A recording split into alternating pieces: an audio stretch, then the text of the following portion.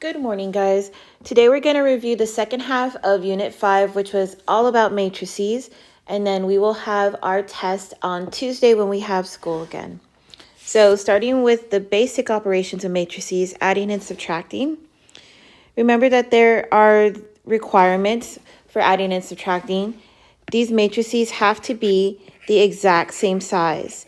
So if this one has 2 rows, this one has to have 2 rows. If this one has 2 columns, this one has to have 2 columns, exact same size. So in this one, they're asking us to add these 2 matrices. So all you have to do is add corresponding spots. So like top left plus the top left. -4 plus 7 gives us +3. Then we can do top right plus top right. 3 plus -6 gives us -3. Then let's do bottom left plus bottom left. So 8 plus -1 is +7. And then last is bottom right and bottom right. 11 plus 2 is 13. So that's it. That's adding those 2 matrices together. Okay, subtracting is the same thing. It has to be the exact same size, so 2 rows and 2 columns. But this time, like I said, they're wanting us to subtract. So we're just going to do corresponding spots. Top left minus the top left, so 9 minus 12 is -3. Top right minus top right, so -2 minus 5 is -7. Bottom left minus bottom left. So this is -7 minus -2. Be careful with that double negative. That ends up giving us -5. And 6 minus -3. Again, with the double negative, it turns to adding. So this would give us +9.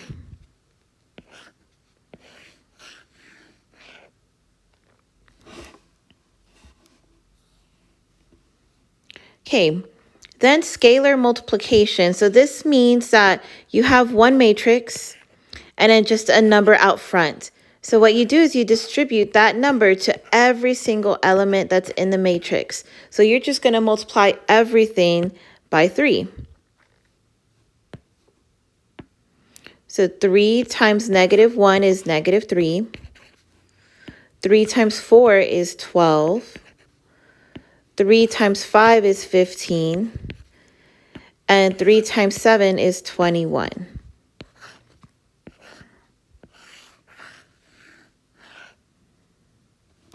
Okay, this fourth one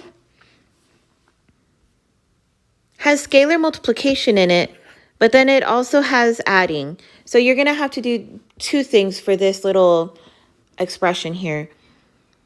But we're going to start with that scalar multiplication. So let's start by getting this 2 and multiplying it to every single element of this matrix.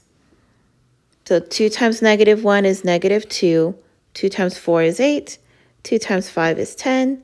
2 times -5 is -10. Okay, so this entire expression there, that term, it turned into this new thing that I have, but I still need to add this first matrix to this second matrix. So now we're going to add corresponding spots. Top left plus top left, that gives us -1. Top right plus top right, 9 plus 8 gives me 17. Now the bottom left plus the bottom left, -4 plus 10 is 6. And bottom right plus bottom right, 7 plus -10 gives us -3.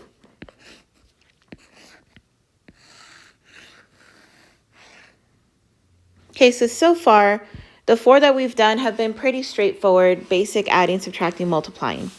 But this fifth one, when you have 2 matrices next to each other like that, they want you to multiply these matrices. It's a little bit more complicated. One of the things you have to check for is the size. This time they don't have to be the exact same size. What you need is the number of columns in the first one to be the same number of rows in the second one. So if this one has 3 columns, The second one needs to have 3 rows. So one thing that I like to do when I'm multiplying matrices is write down the size of them. So this first one has 2 rows, 3 columns, which makes this a 2 by 3. This second matrix has 3 rows and 2 columns, so that makes it a 3 by 2. So what you're looking for is that these two numbers in the middle are the same. So that means that multiplication is possible. The other thing that you're looking for is the numbers that remain. So this 2 by 2, that tells you the size of the answer. So our answer, once we get it, should be a 2 by 2 matrix. Okay, so let's start doing this multiplication. There's a lot of room here because this does take a little bit more work. We're going to start by multiplying the first row of that first matrix by the first column of that second matrix. So what we do, first number times first number, 2 times -1 gives me -2.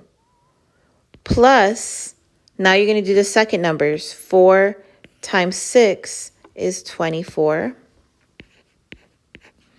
Plus the last one, 7 times 4, which is 28. Okay, so now I'm going to continue with this top row, but now I'm going to do the second column here. But same rule. So 2 times 5, that gives me 10. 4 times -2 gives me -8. 7 times 3 gives me 21. So now we're officially done with that first row. Now let's look at the bottom row.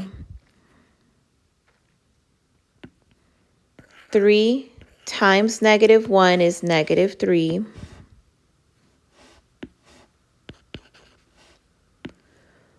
1 times 6 is 6. 6 times 4 is 24. Now we're going to do the second column. 3 times 5 gives us 15. 1 times -2 is -2. And 6 times 3 is 18. So this is going to be our matrix, but we do need to add all of these numbers up. Okay, so let's start with this area right here. -2 plus 24 would be 22. 22 plus 28 gives us 50. So that is the element in the top left. So now let's look at the top right. 10 minus 8 is 2. 2 plus 21 is 23. Okay, bottom left. -3 plus 6 is +3. Plus 24 is 27. And last element, 15 minus 2 is 13. 13 plus 18 gives us 31.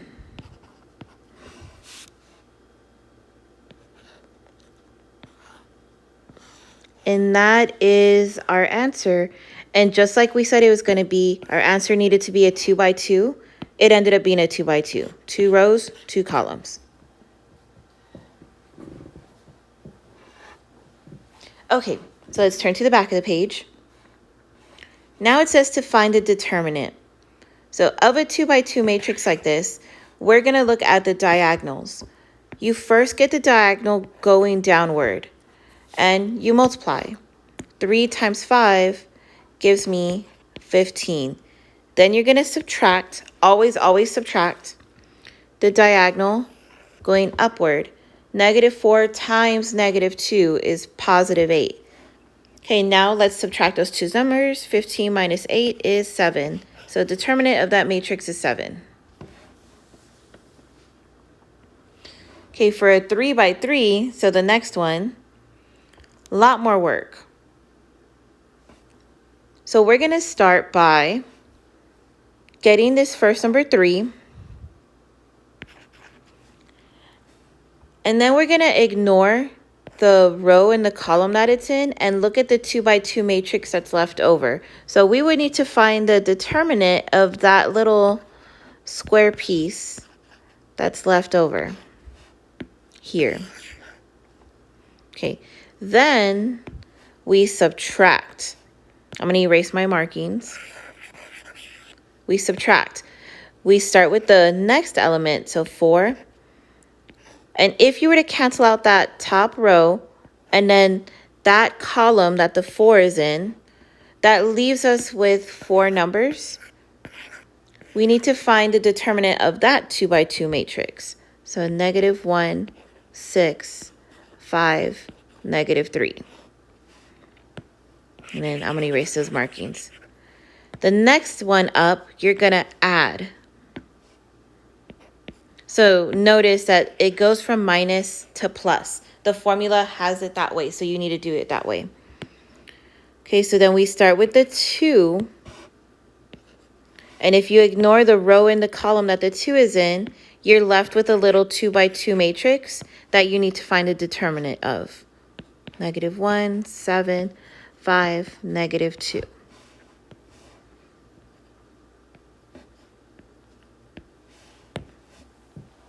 Okay, so let's go through and work this out. So I still need to have this 3. But when I find a determinant of a 2 by 2, we do the diagonals. 7 times -3 is -21 minus the product of the diagonal going upward. -2 times 6 is -12. So that's going to change this to a plus sign, so plus 12. Okay, this next portion, so I have the -4. Let's do diagonal going down. So -1 times -3 is +3 minus product of the diagonal going up. 5 times 6 is 30. Okay, and then that last section, +2. Product of the diagonal going down. So -1 times -2 is +2 minus product of diagonal going up. 35.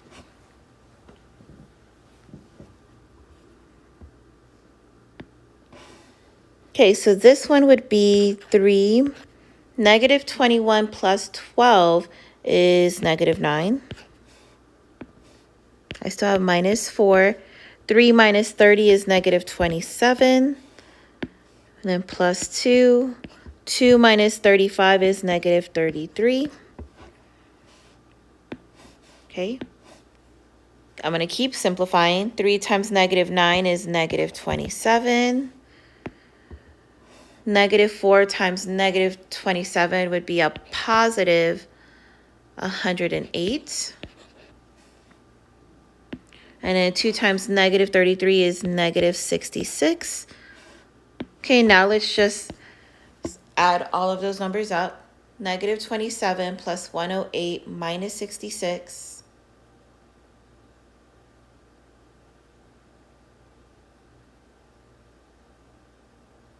And I get 15.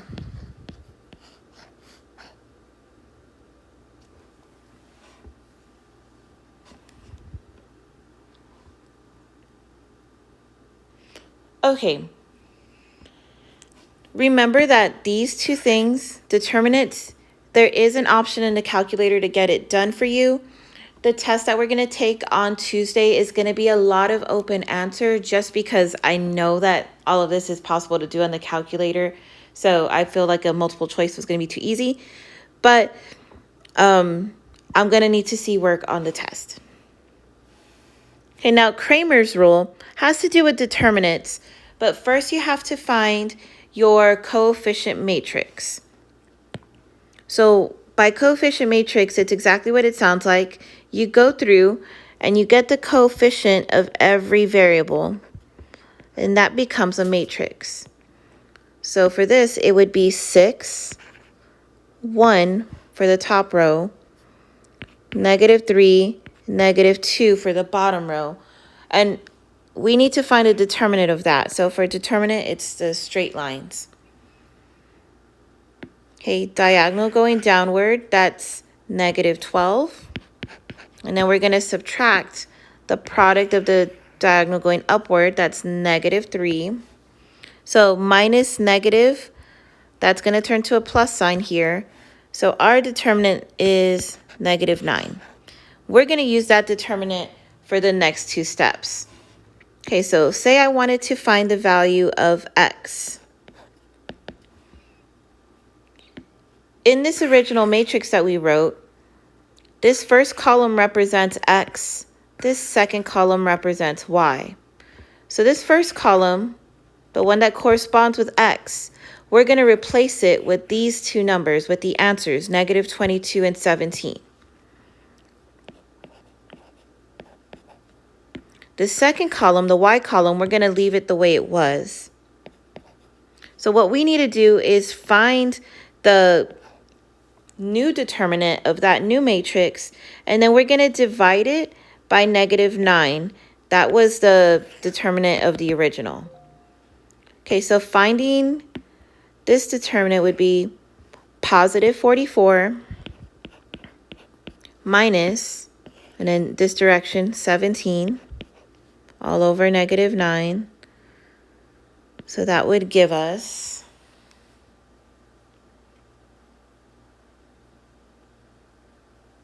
27 over negative 9, which gives us negative 3. Okay, now to find the y value, similar process. So since this column corresponds to the y, we're going to replace that second column with these two numbers. But first column is going to stay the same. So 6, negative 3. Then second column is negative 22, 7. Let's find the determinant of that matrix and then divide it by negative 9. Okay, so downward diagonal, 6 times 17 gives us 102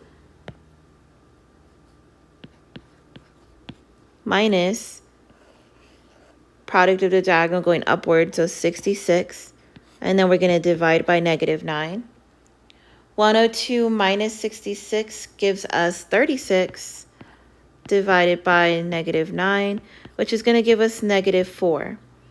So I officially have my x value and my y value. So the solution to this system is going to be the point negative 3, negative 4.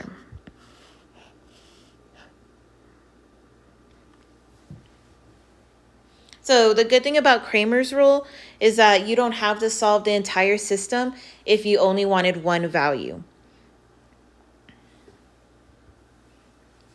Okay, and then the last thing we covered was Gauss-Jordan elimination. In class, we did 3x3 matrices or 3x3 systems. On the test, I think I'm going to keep it shorter and make it a 2x2 system. That way it doesn't take as much work. So here's our last problem. This time you need your augmented matrix, meaning yes, you do want the coefficients, so 2, 6, 5, 1, but you also want the answers here. So our augmented matrix is going to be, top row is 2, 6, 38.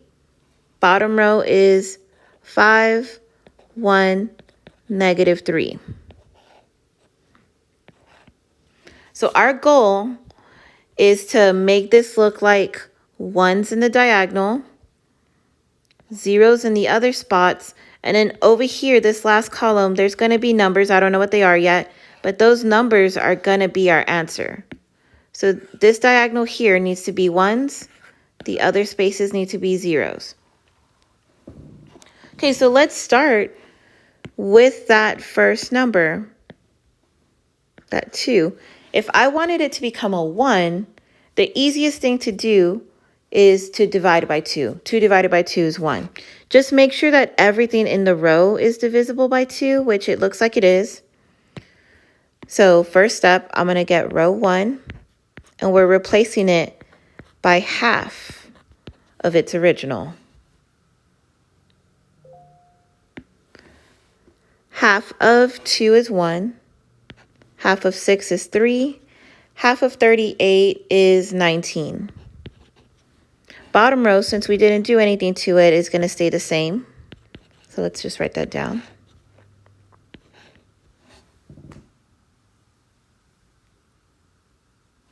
Okay, next thing that I need to do is make this 5 become a 0. The only way to make 5 become a 0 is to subtract 5 from it, 5 minus 5.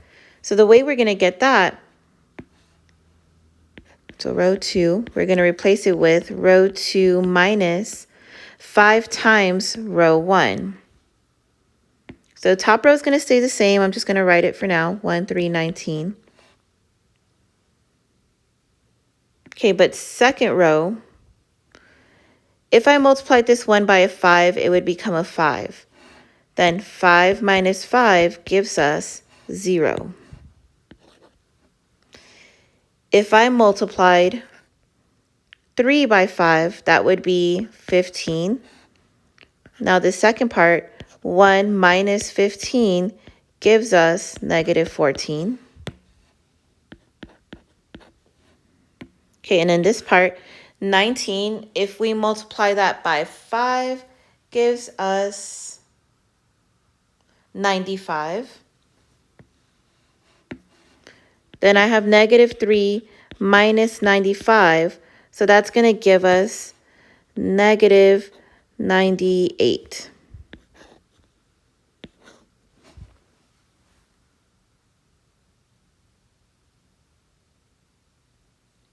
Okay, so that's our first column done. See how it has the 1, 0?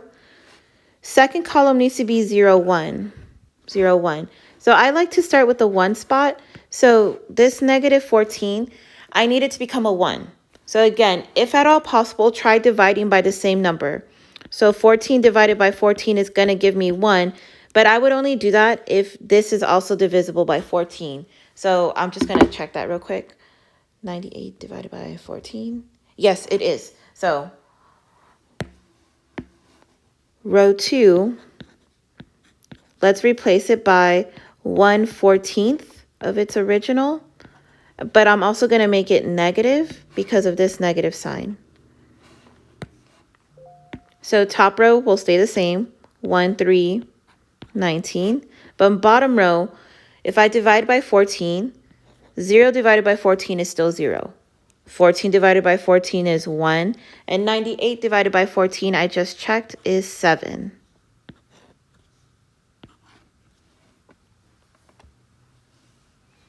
Okay, almost there. The last thing we need to do is turn this 3 into a 0.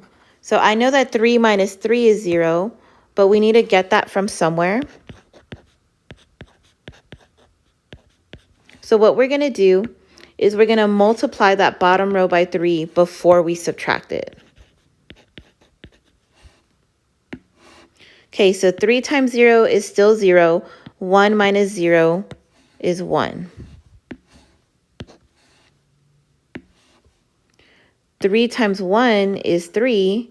3 minus 3 is 0.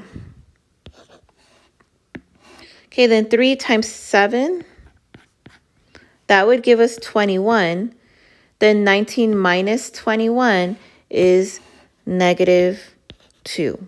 Then bottom row is going to stay the same. And it looks like we're done because what we were looking for is ones in the diagonal, and we have ones in the diagonal. Zeros in the other spots, we have zeros in the other spots. So this column, whatever numbers are there, that's your answer. So our official answer is that column, negative 2, 7. Okay, and that's going to be everything on the exam on Tuesday. Like I said, this exam's going to have a lot of open-ended questions. And the only thing that we're going to use for the exam is a calculator and this review. All right, have a good day, and I will see you guys on Tuesday.